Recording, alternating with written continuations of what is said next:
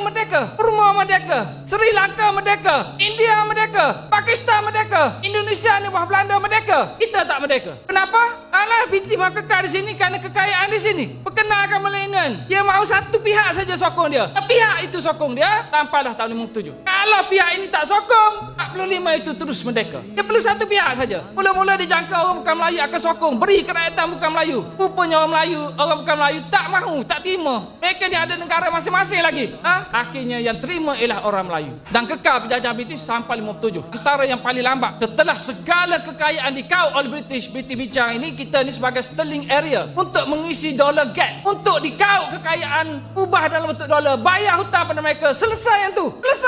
Yang itulah baru diberi kemerdekaan 57. Itu pun tidak lengkap. Ini sejarahnya, sejarah kita ni. Kalau anda macam saya belajar, anda rasa macam mana? Saya tak boleh bincang benda ni secara detail. Ada masalah, orang tak suka. Sejarah di Pulau Pinang ni saya tak boleh dah bagi kuliah sejarah di masjid. Tak diberi tauliah atas alasan sejarah ini bahaya. Tak boleh, kena jaga hati orang. Macam tu sekali. Kita dalam sejarah ni dihina, diaib macam-macam. Tak, dari segi perjuangan sejarah ini dikongsikan, dirampas, hilang hak. Okey saja, tak ada masalah. Boleh dikata tak dijajah lagi. British miskin kan. Dasar British masa dia jajah, satu dasar yang penting ialah miskinkan peribumi. Suruh mereka jadi nelayan, suruh mereka tanam padi. Tak boleh mereka tanam getah. Tanam getah tangkap. Tiba-tiba orang tulis tentang Melayu malas. Mereka ini pedagang-pedagang asalnya. Pembesar-pembesar tu pemilik lombong. Semuanya dihapuskan. Di Perak ni dengan Ibrahim ada larut. British sapu tangan di larut ni kerana Perak tu kaya dengan lombong. British sapu tangan di Perak ini untuk kasih larut. Segala proses penipuan itu tak ada dalam buku kita. Tak ceritakan. Buku tentang Perak cerita tentang apa yang difikirkan oleh British tentang kita.